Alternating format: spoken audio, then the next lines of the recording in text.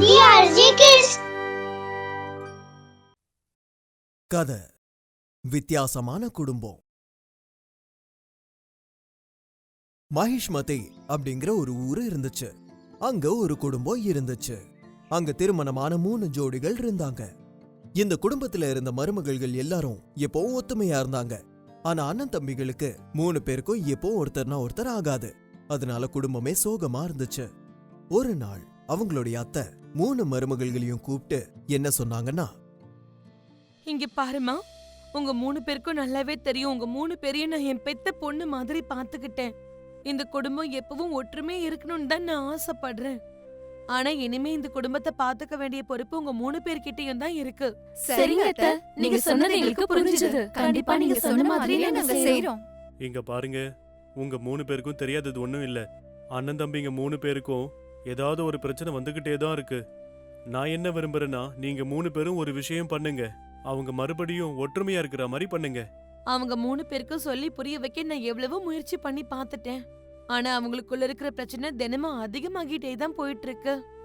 இதுக்கு முன்னாடி மாதிரியே எப்பவும் நம்மளுடைய குடும்பம் ஒற்றுமையா சந்தோஷமா இருக்கணும்னு நான் ஆசைப்படுறேன். என்னுடைய விருப்பமும் அதேதாமா. இந்த வயசுல என்னுடைய பசங்க சண்டை போறத சுத்தமா என்னால பார்க்கவே முடியல. எனக்கு மனசு வருத்தமா இருக்கு.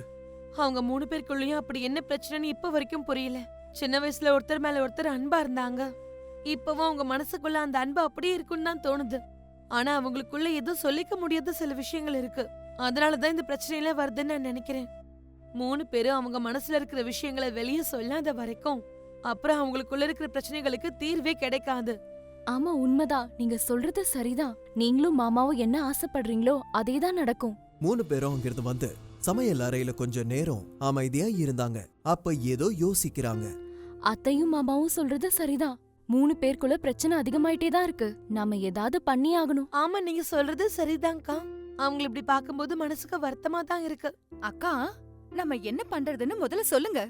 3 பேரும் யோசிக்கிறாங்க. அக்கா, என்கிட்ட ஒரு யோசனை இருக்கு. ஹா, என்னது அது? சொல்லு. அப்படி என்ன யோசிச்சிருக்க? சீக்கிரமா சொல்லு.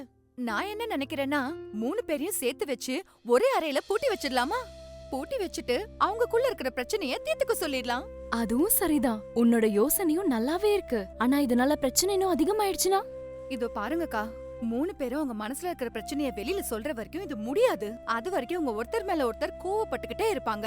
வீட்லயும் இன்னும் அதிகமா சண்டை நடக்க ஆரம்பிச்சிரும். அவங்க மனசுக்குள்ள இருக்கிற வருத்தத்தை ஒருத்தர்கிட்ட ஒருத்தர் சொல்லிக்கிற வரைக்கும் நாம அவங்கள வெளியில விட போறது இல்ல.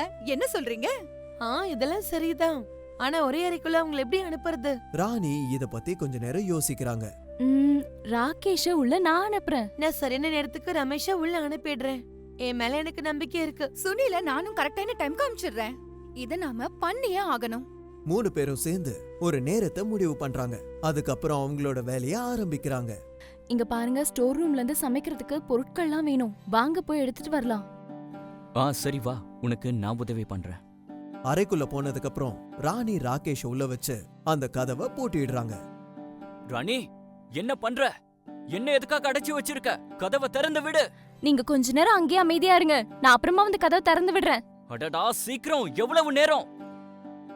அதே மாதிரி மஹிமாவும் ராதாவும் ஒவ்வொரு திட்டத்தை போட்டு அவங்களோட கணவர்களை அந்த அறைக்குள்ள அனுப்பி வச்சுட்டாங்க.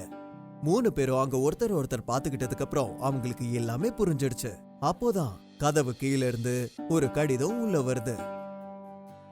இங்க பாரு, உள்ள ஏதோ ஒண்ணு வந்திருக்கு. இதோ நான் பாக்குறேன். அதுல என்ன எழுதிருக்கு? சீக்கிரம் படி. நாங்க 3 பேரும் உங்களை இந்த அறைக்குள்ள அடைச்சு வச்சிட்டோம். நீங்க 3 பேரும் ஒருத்தர்கிட்ட ஒருத்தர் பேசிக்கோங்க. உங்க பிரச்சனை எல்லாத்துக்கும் ஒரு தீர்வு வேணும். அதுக்கு அப்புறம் தான் நாங்க கதவை திறக்க போறோம். அதனால நாங்க 3 பேரும் உங்களுக்கு சொல்றது என்னன்னா, ஒருத்தர்கிட்ட ஒருத்தர் பேசிக்கோங்க. 3 பேரும் ஒருத்தர் பாத்துக்கிட்டதுக்கு அப்புறம் ஒருத்தர்கிட்ட ஒருத்தர் பேச ஆரம்பிக்கிறாங்க. அவங்க 3 பேரை பத்தி நமக்கு நல்லாவே தெரியும். நம்ம பேசி பிரச்சனைய முடிச்சு வைக்கிற வரைக்கும் அவங்க கண்டிப்பா நம்மள வெளியே விடவே மாட்டாங்க. ஆமா, நீங்க சொல்றதும் சரிதான் அண்ணா. ஆமா, எனக்கும் அப்படிதான் தோணுது. அதாவது நம்ம 3 பேருக்குள்ள இது வரைக்கும் என்னெல்லாம் நடந்திருக்கோ அதெல்லாத்தையும் சரி பண்ண வேண்டிய நேரம் இதுதான் நினைக்கிறேன். நாமளும் எத்தனை நாள் தான் இப்படி பேசிக்காம சண்டை போட்டுக்கிட்டே இருப்போம்? இந்த பிரச்சனையை முடிச்சிடுவோம். நான் என்னோட வேலையில ரொம்பவே பிஸியா இருக்கேன். அதுக்குன்னு உங்க 2 பேரோட ஒத்து போகாதுன்னு கிடையாது. உங்க 2 பேரோட வளர்ச்சியை பத்தி எனக்கு சந்தோஷம்தான். ஆனா சில நேரத்துல தான் என்னோட வேலையால எனக்கு கோபம் வந்துடும். அந்த கோவத்தை உங்க மேல காட்டிடுவேன். ஆமா, நானும் என்னோட வேலையில பிஸியா இருக்கிறதுனால தான் உங்ககிட்ட பேச முடியல. நாம ஒருத்தர்கிட்ட ஒருத்தர் பேசிக்காம இருக்கிறதால நம்ம பக்கத்து வீட்டுக்காரங்க நமக்குள்ள எப்படியாவது சண்டையை மூட்டி விட பாக்குறாங்க. ஆமா அண்ணா, நீங்களும் எத்தனை நாளைக்கு இதே மாதிரி சொல்லிக்கிட்டே இருப்பீங்க? என்ன சொல்ற? அண்ணா, நம்ம எல்லாருக்குமே வேலை இருக்கு, அப்பாவும் வேலை செஞ்சுக்கிட்டு இருக்காரு. ஆனா அந்த கோவத்தை நம்ம வீட்டில் காட்டுறது எந்த அளவுக்கு நியாயம்? அங்க இருக்கிற கோவத்தை நம்ம வீட்டில் கொண்டு வந்தா வீட்டில் இருக்கிற நிம்மதியை நம்ம இழந்துருவோம். உண்மை என்னன்னா, உங்க கோவத்து மேல உங்களுக்கே கண்ட்ரோல் இல்லை. ஆமா, சுனில் சொல்றதும் உண்மைதான்னா. நீங்க சின்ன வயசுல எல்லாம் இவ்ளோ கோவப்பட்டதே இல்ல. ஞாபகம் இருக்கா, நம்ம சின்ன வயசுல 3 பேரும் எப்பவும் அன்பா ஒத்துமையோட இருப்போம். நான் சேட்டை பண்ணி அப்பா என்ன அடிக்க வரும்போதெல்லாம் உங்களுக்கு ஞாபகம் இருக்கா? எப்பவும் நீங்க தான் வந்து என்ன அப்பா கிட்ட இருந்து காப்பாத்துவீங்க. ஆமா அண்ணா, நாங்க 2 பேரும் உங்களை பார்த்து தான் உங்ககிட்ட இருந்து நிறைய விஷயங்களை கத்துக்கிட்டோம்.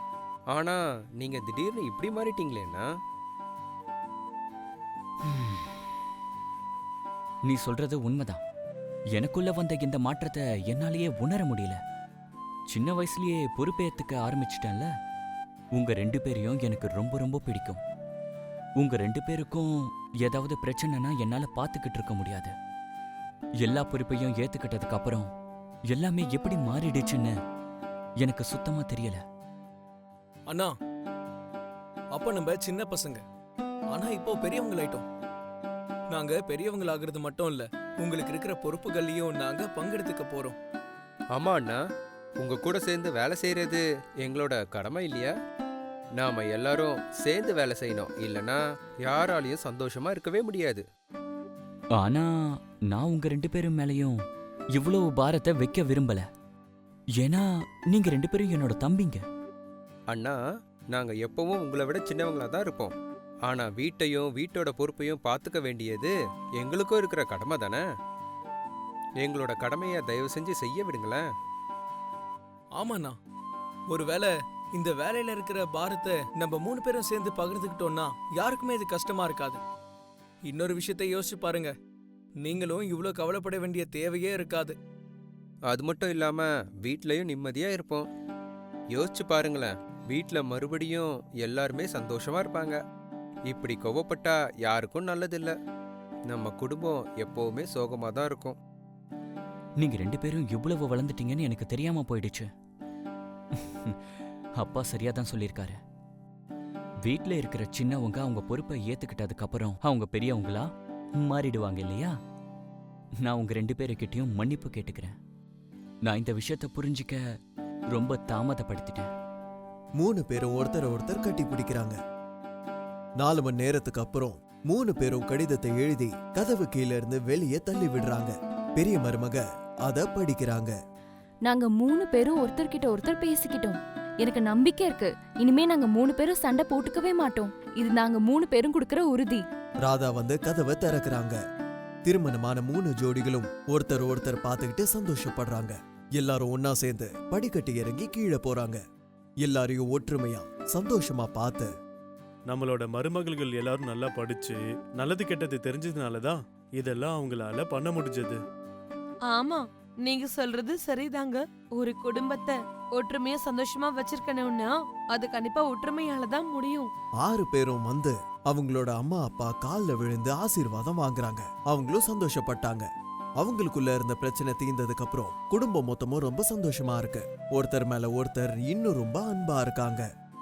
இப்போ எல்லாரும் ஒருத்தர் கூட ஒருத்தங்க ரொம்ப சந்தோஷமா இருக்காங்க. அவங்களுக்குள்ள எந்த ஒரு சண்டையும் கிடையாது.